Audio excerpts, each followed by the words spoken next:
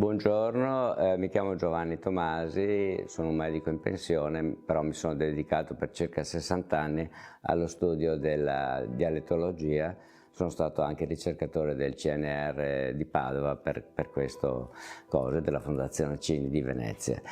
In particolare mi sono dedicato anche allo studio dei cognomi, che fanno parte dello studio del dialetto. Questo è un libro sui cognomi agordini, dove sono tutti i cognomi di Agordo. Questo è un libro sui cognomi di Tarso, dove ci sono i cognomi di Tarso.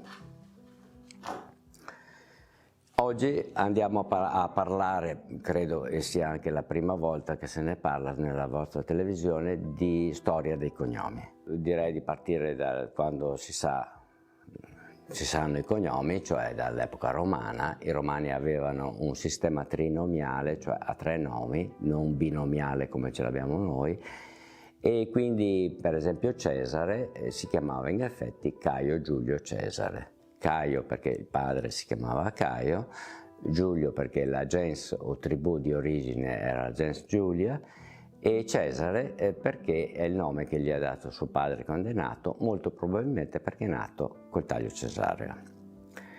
E un altro è Cicerone, Marco Tullio Cicerone. Marco è il nome del padre, Tullio è la gens Tullia, e Cicerone perché aveva una verruca, un'escrescenza sul viso grande come un granello di cece, da cui il nome.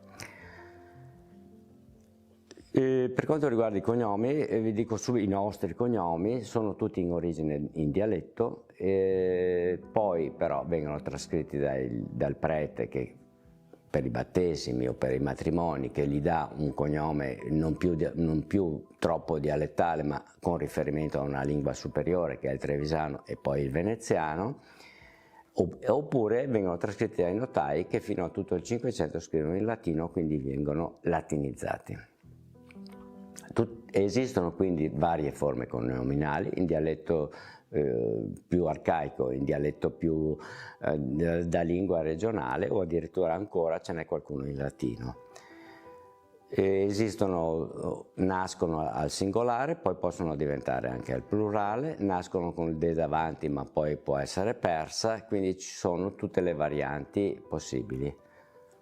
Questo per quanto riguarda la parte generale sui dialetti.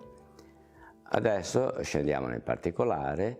I dialetti si possono suddividere in dialetti onomastici, e quindi derivano da un nome proprio, locativi, dalla zona di provenienza, di mestiere, oppure aggettivi qualificativi che descrivono una persona, oppure ultimi i cognomi dei trovatelli.